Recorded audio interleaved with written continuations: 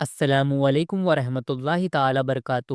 ہم آغاز کر رہے ہیں سورہ نمل۔ قرآن پاک کی آیتوں کو دھیان سے پڑھو، ان میں ایمان والوں کے لیے ہدایت کا سامان اور خوشخبری کا پیغام ہے۔ ان سے فائدہ اٹھانا چاہتے ہو تو ایمان لاؤ، نماز قائم کرو، زکوٰۃ کا اہتمام کرو اور آخرت پر یقین رکھو۔ سلیمان کو بس یہ فکر رہتی کہ اللہ کی نعمتوں کا شکر ادا کرنے میں کوئی کمی نہ رہ جائے۔ انہیں یہ دھن سوار رہتی کہ ایسے اچھے کام کریں جو اللہ کو پسند آ جائے۔ تخت و تاج اور مال و زر کے ہوتے ہوئے وہ اپنی اصل خوش نصیبی یہ سمجھتے ہیں کہ اللہ انہیں اپنی رحمت سے اپنے نیک بندوں میں شامل کر دے۔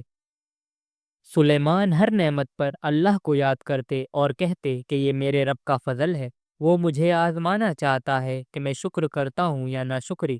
حقیقت میں خدا درست انسان وہ ہے جو دولت اور اقتدار کے گھمنڈ میں گرفتار ہونے کے بجائے یہ محسوس کرے کہ یہ سب کچھ اس کے لیے ایک امتحان ہے۔ انسانوں کو کیا ہو جاتا ہے کہ اللہ کو چھوڑ کر اس کی مخلوق کو سجدہ کرتے ہیں؟ وہ اللہ کو سجدہ کیوں نہیں کرتے جو پوری کائنات کا خالق و مالک اور کارساز ہے؟ بات یہ ہے کہ جب شیطان غلط کاموں کو خوشنما بنا کر دکھاتا ہے تو شیطان کی پیروی کرنے والے اس کے جھانسے میں آ جاتے ہیں۔ شیطان انہیں سیدھے راستے سے روک دیتا ہے اور وہ زندگی بھر غلط راہوں میں بھٹکتے رہتے ہیں۔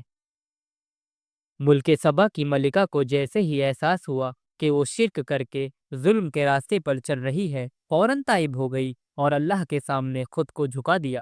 سمود کے لوگ بھی ظلم کے راستے پر تھے، مگر وہ زمین میں فساد اور بگاڑ پھیلاتے رہے۔ انہوں نے رسول کی بات نہیں سنی، الٹے ان کی جان کے دشمن ہو گئے۔ اللہ نے انہیں تباہ کر کے رکھ دیا۔ لوط کی قوم نے بدکاری کا راستہ اختیار کیا۔ اللہ کے رسول نے سمجھایا تو رسول کا مذاق اڑایا۔ اللہ نے ان سب پر عذاب کی آندھی بھیج دی۔ اللہ کی نشانیوں پر ایمان لاؤ۔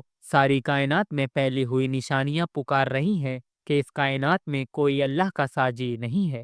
اللہ کے ساتھ کسی کو شریک نہ بناؤ، اچھے کام کرو اور برے کاموں سے دور رہو۔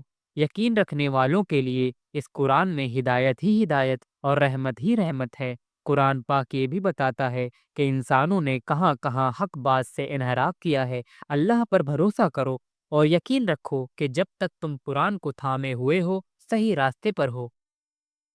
اس رب کی بندگی کرو جو مکہ شہر کا رب ہے، جس نے اس شہر کو محترم بنایا ہے اور جو ہر چیز کا مالک ہے۔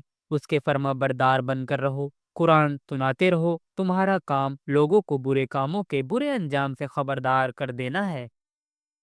اللہ کی حمد بیان کرتے رہو اور اس کی نشانیوں سے آنے والی صدائیں غور سے سنو۔ اللہ تمہارے کاموں سے غافل نہیں ہے، تم بھی اس سے غافل نہ رہو۔